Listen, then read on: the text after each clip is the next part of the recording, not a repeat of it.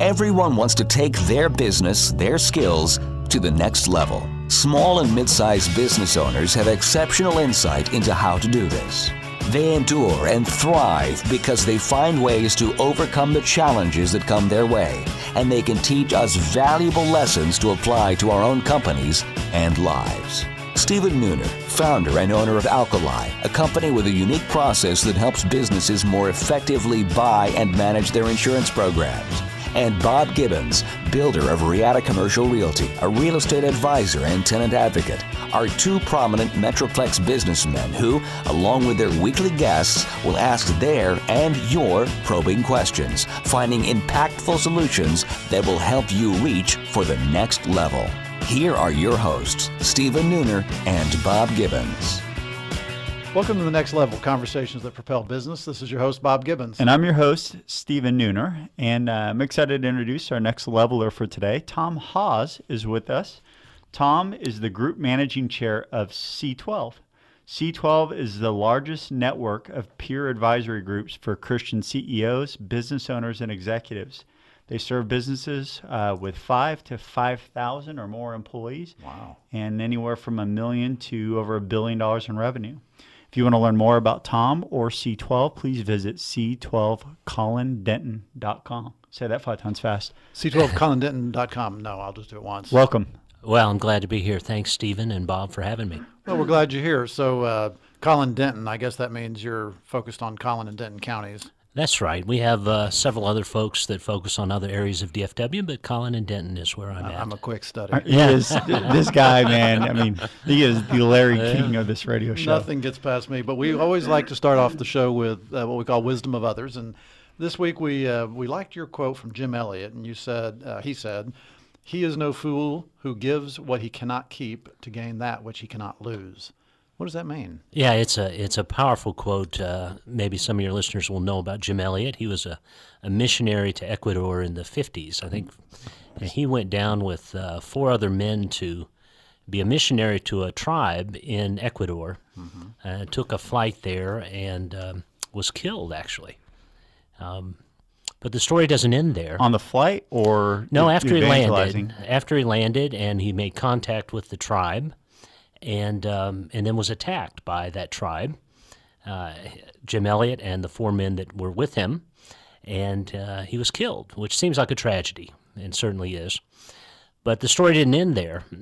Jim Elliot's wife, Elizabeth Elliot, a year or 2 later went back to that same tribe that had killed her husband and established a wonderful, life-changing ministry there. With her children? With the people that killed her husband, and with her children, yes. Wow. And the testimony that came from that is just amazing. And I think Jim Elliot's sacrifice and his attitude toward his sacrifice was just, it's inspiring. And what was amazing to me about that story is Beyond the Gates of Splendor, I think is the name of the book and a movie that came out as a result of that story. But I was at a Stephen Curtis Chapman concert several years ago, and Jim Elliot's son was there.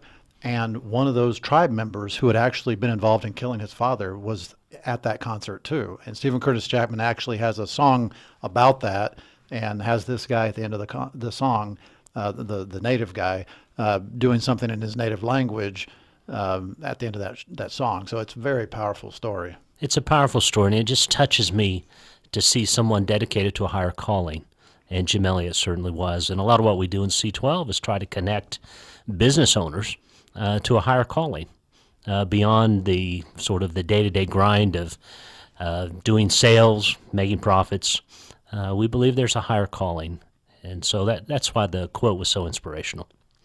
So tell us what that looks like. So do people, what are the questions CEOs are asking themselves or business owners when they're considering a group like yours, and what would be the things that would draw them to your group than, say, a Vistage or pick another coaching organization? Yeah, that's a great question, Stephen. Honestly, the first thing that people come to us with are typically business problems. They say, this is hard. It's not easy running a business. and I have this people issue or this financial issue. I don't know why you would say that. I just showed up to unemployment line, said, "Hey, I would like to be a business owner," and they just gave me my business. They assigned you your company? Yeah. Yeah, so I think you guys have a good feel for that. Most people come for that reason. Where can I get help? Where can I find people who are trustworthy, that believe what I believe, and can give help? And what happens when they come to C12 is they do get that help. They get help with business, about how to run their business better. But along the way, we began to ask this question: why did God put you in the place He's put you? And that takes them back at first. Sure. It's not something that many of them have contemplated, but after a while, as we began looking at biblical principles about running a business, it becomes clear that God doesn't make mistakes, and there aren't coincidences. So we believe that He put the men and women that run the businesses in place for a purpose. And so we began to ask the question, what is that purpose and what could it be? And as we do that, people began to integrate their life. By that I mean their faith that they have on Sunday becomes something they live out on Monday through Friday in their business. And we've seen just amazing stories of what have happened in businesses through business leaders that have gotten in touch with that higher purpose. Can you share one or give an example? Oh, sure. Yeah. We have one member who has a company, it's a manufacturing company in the oil and gas industry, about 100 employees. Mm-hmm. And when he came to C12, he founded this company, created, has an engineering background, and was a Christian. Mm-hmm. But it never had occurred to him that he should live that out in the context of his business. Mm. And so after he joined C12 4 years ago, that notion became, one that he thought about. Sure. So since that time, I can tell you what's happened. He employed marketplace chaplains to come to his business. And they've seen a number of people become Christians through the work with the chaplains. He employed a full-time ministry coordinator for his business. He created a 501c3, which stood beside his for-profit business so that he could funnel activities and money to charitable things. They're involved, both Christians and non-Christians in his company are involved in activities that the company does. Mm-hmm. For instance, they have a ministry to an organization called My Possibilities, which ministers to adults with disabilities. I'm on their board, by the way. Are you really? Well, then you know of My Possibilities. I do. I've heard of it. Very now familiar and with them. Yes. Yeah. And Stephen does some insurance for them. Well, there you go. And it goes on and on. So just out of that one company, and I've just given you a brief overview of what they've done, that's come about because the owner has gotten a vision that it matters what he does in context of his business. It matters to God, and it matters to his faith. So walk us through what, and I'm going to read this because I wrote this down because I thought it was so brilliant. Oh, boy, here we go. Buckle up. There's a seatbelt and an airbag. So what do you train a Christian business owner to do that a Christian who happens to be a business owner wouldn't do anyway? That's a good question. So first of all, we tell them, again, there's no accident that they're there. So we say that there's an obligation for a Christian business owner to be excellent. And you would think that every owner would say that. We want to be excellent, but that's not true. Some don't, or at least they don't understand their motivation for excellence.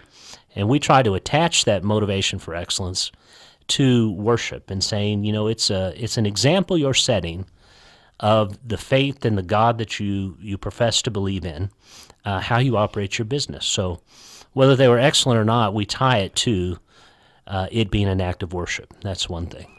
And so it sounds like, that maybe you're taking, and maybe this is wrong, I'm just throwing it out there, but it sounds like you're taking maybe someone that's a Christian and moving them into discipleship with their business. Yeah, I think there's an element of that, Stephen, to what we do. Absolutely. And there are things that people have to overcome, even devout Christians. Sure. On Sunday, maybe they teach a class or they're very involved with their church. But many of us have been raised in our culture to keep things separate. We don't talk about religion. We don't talk about politics. Mm-hmm. And so there's something that has to be overcome for many of these folks. Meaning they have to be willing to identify themselves at a very minimum to the company that they lead. And by that I mean they need to be able to say, I'm a Christian, and a lot of what I do to shape the culture and the environment here is driven by those values. Well, so often I've seen people that will say, well, this is business, as if that gives them the buy or the out to justify what they want to do, Right. even though that conflicts with what they might say I am as a Christian on the weekend. That's right. And so that Stephen and I actually started a Bible study years ago called Anointed in the Marketplace, AIM, and it was all about this idea of how do you merge and make sure you don't make that distinction between what you do during the week versus on the weekend. Yeah, that's right. Yeah, that's exactly what we see, Bob. And so we have our tagline in C12 is very simple. It says great businesses, which that means in all the secular measures, market share, profit growth, all those sorts of things. That's the first half of the tagline. The second half of the tagline is for a greater purpose. And so, the excellence is there not to make our owners rich. They're rich already, So our goal in C12 is not to bring someone in and say, you're going to prosper personally for your own reasons, even more than you already have. We're going to help you have a strong platform so that you can accomplish the ministry and, as you said, the discipleship in your company that God's given you a role to do. What do you see people that come into your program fresh, new? What are their main concerns about sort of coming out of the closet as Christians, as business owners, to their employees and or to their customers or vendors, et cetera? Yeah, it's a great question. There's a few things they're worried about. Number one, they think about the legalities. Can I do that? Is it okay? Will I get in trouble with the law? Is it permitted, and all that sort of thing?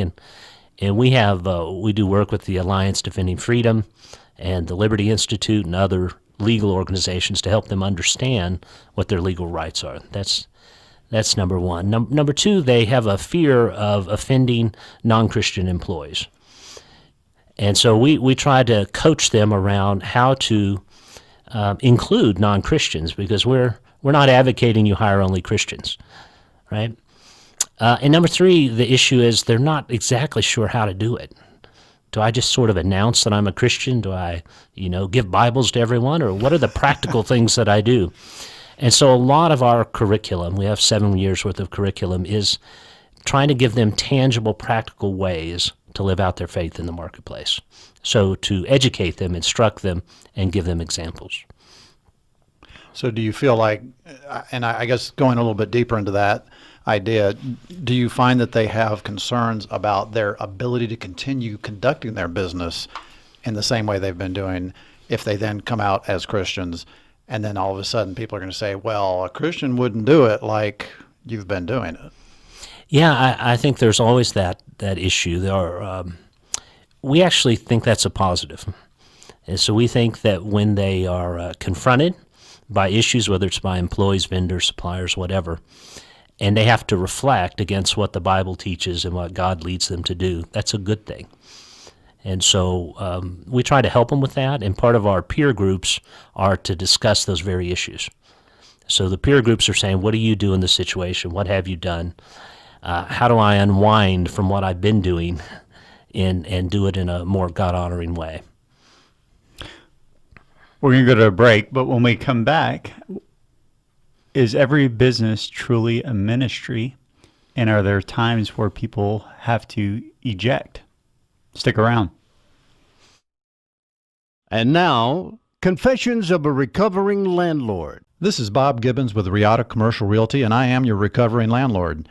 After 20 years as a landlord, I now use that experience only for the benefit of companies that lease or buy office buildings and warehouses. Today's confession: knowledge is power. We all negotiate from a position of power and strength, or at least we want to. In any negotiation, the party with the most knowledge probably has the upper hand. And landlords count on this being the case whenever you're negotiating a lease, because most landlords are professional real estate investors and they hire professional leasing agents and property managers. Landlords are in the market every day negotiating leases, while tenants probably only negotiate 1, maybe 2 leases every few years. So tenants feel outgunned. Don't let landlords have all the power. As a former landlord for 20 years, I understand how landlords think and what motivates them. So let me put that knowledge and experience to work on your side of the negotiation. To learn more, contact me at texastenantrep.com. Again, that's texastenantrep.com. Have you started making plans to take your business to the next level in 2016? Hi, I'm Stephen Nooner, founder and CEO of Alkali. We have a trademark process called the Empowered Advantage that enables CEOs, business owners, and entrepreneurs to more effectively buy and manage their insurance. Before sitting down to make your plans for the new year, here are just a few things to consider. Would you say that you have an actual insurance strategy, one that you can articulate, or have you just purchased a policy here and there over the years? If you have an insurance strategy, was it discussed under the pressure of a renewal deadline or considered earlier in the year to avoid fire drill decision making? If your answer was no to either of these questions, then you may not have the right partner on your team. Visit alkaliservices.com to contact us and take the next step to a bigger and better future. Hi, I'm Chris Clary, owner and president of Nation Tours, nationtours.com. And while we're sitting here talking about Segway Tours, Steven spilled water everywhere, wanting to go on a boat cruise later. Welcome back to The Next Level, Conversations That Propel Business. We are here with our guest, Tom Hawes. He is the Group Managing Chair of C12 for Collin and Denton counties here in the Dallas-Fort Worth area. That's here, here in Dallas, not in Oklahoma or Texas or some other worldwide place. I didn't know there were Collin and Denton counties elsewhere. If you want to know more about Tom and his company, you can go to c12collindenton.com. Welcome back. So, Tom, the hook that I had right before. Try to stay with us, Stephen. Yeah, I'm working on it. That was a reference to your opening, your quick pickup on the Collin and Denton County. Oh, okay. Okay. I got you. Just was a joke. I'll give you another joke in 2 or 3 minutes, and we'll see if that next one's funny. That one? Yeah. Clearly that one was not successful. But no. We were talking right before the break, and the hook was, do you ever have someone come into the group and say, look, I can't, now that I'm answering this question in my life, I can't operate the business that I've been operating in and fulfill my purpose with God, God's purpose for my life. Or, I've got to eject is the word I use. I mean, stop working with certain types of clients. So I would just love to hear any stories around that, because I'm sure that those are some big-time changes. With those kinds of questions. Yeah, there are. That's a great question. Yes, I would say it this way, Stephen. When you try to operate your business in a God-honoring way, yet you are confronted with situations and relationships that have to change. Mm-hmm. And sometimes those are internal, sometimes they're external. And I can't tell you, because I work with all kinds of businesses, from small to over $100 million in sales. And almost all of them tell me, sort of privately, this is a difficult industry. People are not trustworthy, And I go, okay. And then I'll go to the next member and they'll tell me the same thing about an entirely different industry. Sure. So they're all confronted by a very messy marketplace that challenges their ethics, whether they're Christian or not. Sure. But certainly challenge Christian principles that we teach them. So, yeah, they're confronted with having to make change. So, Tom, let me ask you a quick question. That you mentioned whether they're Christian or not. So my question is, tell us who your ideal client is. Yeah. And what if somebody shows up that's not a Christian? Yeah. Our ideal, we serve Christian CEOs and business owners. And so if someone showed up in our group and said, hey, I'm interested in your peer group, but I'm not a Christian, we would probably refer them to a secular peer group. Okay. And Stephen mentioned one earlier. There are several out there that could, in a broad sense, provide them the kind of benefits of a peer group. So we serve Christian CEOs, and we serve the ones that start at about $1 million in revenue to $1 billion in revenue around the country. Typically, they have 5 to 10 or more employees. And so they're not startups in the sense they're working out of the garage. They've established their business, proven their proposition a little bit. Sure. And now they're ready to move it to the next level. And so that's our ideal. And do the groups that you put together, the C12, I assume 12 is the ideal number of people in a group, kind of like the disciples. Are they homogenous in some way, either by by sex, by industry, by size of the organization, et cetera? Yeah, good question. No, they are actually very diverse. Okay. And so we don't put industries together. So if there was an IT company in the group and a second IT person wanted to join, we'd put them in a separate group.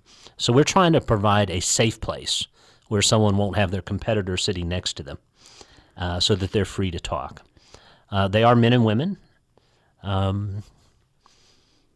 Yeah, I think that answers. Yeah. And you mentioned safe place. So one of the things I'm out of curiosity, you're getting, and this is a passion point for, as Bob said, Bob and I for a long time of, how do we live this out? How do we work this out? And you guys have a business model around it. Right. How though do you get people that come into your group to give up the Sunday best, right? I mean, like to really get into the real stuff that they're struggling with. I got to imagine there's a lot of pressure in a group like this to look good, quick air quotes, right? And then also probably a lot of pressure on you, like you're, some sort of spiritual head that's got to be infallible, Guru. right? Guru. Well, they find out pretty quickly I'm not infallible. You'd be surprised, Stephen, that the people get it when they come in, and they find a group of people who are not very pretentious. We're not dressed to the T's. We are there to speak in a transparent way about what is happening to us, both at a spiritual level, but at a business level, a family level, at all levels. And so the way we structure our meetings are intended to promote conversation between members and to encourage accountability. We have accountability parts to our meeting, which are very eye-opening as members talk about what's most critical to them to be held accountable for. That's a revealing kind of thing to do. Is it more often personal than business, or it's all over the map? Yeah. So the same member could, in one meeting, say, I've got to have a talk with the VP that I've been putting off, and so I commit to doing that. I've been so busy I've barely seen my spouse. Well, I commit to having 2 date nights. And you know what? My Bible reading has been non-existent, and I commit to reading my Bible 3 times a week. All that could happen in one meeting, all over the board. So tell us about the tangible benefits that your members have seen by being a member of your organization. Yeah, and we start that in a couple ways. In fact, when we engage with prospects, we go through an ROI model, and we say, all right, let's examine this as if there was no faith element involved, strictly on business ROI terms. And we go through a model with them and say, what would be your expected ROI in secular terms? And typically that comes out to be 4 to 7x their investment. And then we layer on top of that the thought that there are certain things you can't quantify, and a lot of the spiritual benefits are difficult to quantify. Sure. Around the country, we've done surveys, and we've seen that businesses that are in C12 outgrow their peers who are not in a peer group like ours. And so we have some research like that as well. Very nice. Okay. So whenever we're talking about, you mentioned you have 7 years of curriculum. Does that mean I got to stay in there for 7 years to be effective? Well, I mean, Bob, we have some people that have been in 20 years. Really? Yeah. Slow learners that are willing to kick that check, right? No, I'm kidding. So we talk about 7 years worth. We have 7 years worth of curriculum in 3 different tracks. One is sort of a devotional track. One is a business track. So it's talking about classic business issues that affect every industry and every owner or CEO of those. And then we have 7 years worth of material around what does it mean to be a Christian in business. And so by the time you've been in 7 years and we come back on the material you've seen already, it's time for a refresher. What kind of time commitment does this require? Yeah, our meetings are once a month, and so we'll meet all day. Okay. One day, and that's a great question because there are fees involved, but the one that really gets most busy business owners is I have to set a day aside. Yeah. And so what we challenge them is, do you control your calendar or does your calendar control you? And we challenge them that, if you're working in your business all the time and never working on your business, are you headed down the right path? But do I get to have my phone and my laptop with me while I'm in there all day? This is a fight we have with members because I say to them, listen, we'll have breaks, we'll have lunch. You can make your calls, you can do your things, then try to focus. And, it's a hard thing for a busy owner to settle in and focus that long. Yeah. But the meeting runs, it's a very packed meeting. There's not a lot of sitting around staring at each other time. We're working on real problems. So you mentioned real problems. Do you ever wrestle with the fact that how do you keep it to where there's value for all and it doesn't become a support group for maybe one member who's struggling with something? Yeah, we have a set agenda that we follow, and so there certainly are times to talk about individual issues. Sure. But most of the time we're working. You should think of it almost as a workshop, and so it's not a support group. It's not a networking group. Even though we talk about biblical principles, it's not a Bible study. It's a group of Christian CEOs and business owners getting together to work on the things that are most important to them, and that typically is their faith, their business, and their family. And so we'll have times throughout the day to talk about all those things, and they don't get hijacked. Our meetings don't get hijacked and into becoming a support group in the classic sense. So as a local chair, you're directing and leading all these CEOs in this process. Tell us about your background. How did you get into this? Yeah, my background primarily was at Texas Instruments, corporate life there, and I was in a number of different businesses there and a number of different roles. So the beauty of a company like TI is that you can see lots of businesses. And so military, semiconductors, telecom, notebook computers, educational technology, lots of stuff. And when I was there, I always had the thought that one day I need to be talking to the bosses.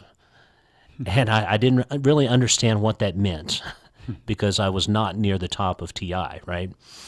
When I left TI in 2008, I had an independent consultancy for a while, and I felt like God was moving me out of that, but I didn't know where.